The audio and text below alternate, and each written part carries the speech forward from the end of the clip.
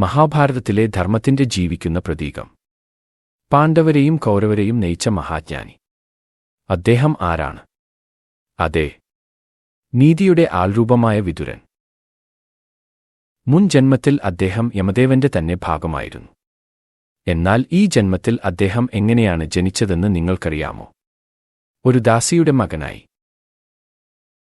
വ്യതീന്ദ്ര മുനിയുടെ ആഗ്രഹപ്രകാരം യമദേവന്റെ ആത്മാവ് കുരുവംശത്തിൽ ജനിച്ചു. ആ കുട്ടി വിതുരനായിരുന്നു.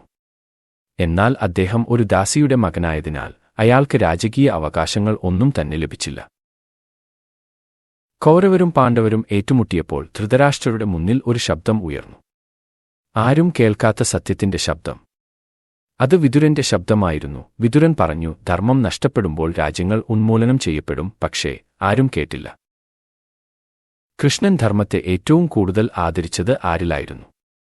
ദുര്യോധനൻ കൃഷ്ണനെ വിരുന്നിന് ക്ഷണിച്ചു. അവൻ വലിയ മഹൽ ഒരുക്കിയപ്പോൾ കൃഷ്ണൻ അവിടെ പോയില്ല. കൃഷ്ണൻ ആരുടെ വീട്ടിലേക്കാണ് പോയത്? വിതുരന്റെ ലളിതമായ ഭവനത്തിലേക്ക്.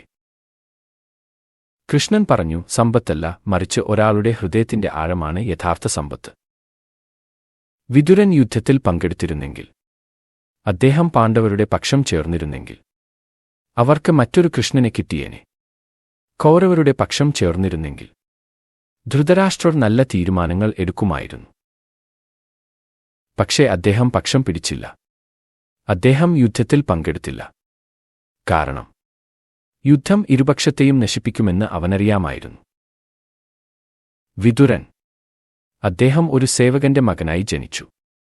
എന്നാൽ ജ്ഞാനത്തിൽ അദ്ദേഹം ഒരു യഥാർത്ഥ രാജാവായിരുന്നു.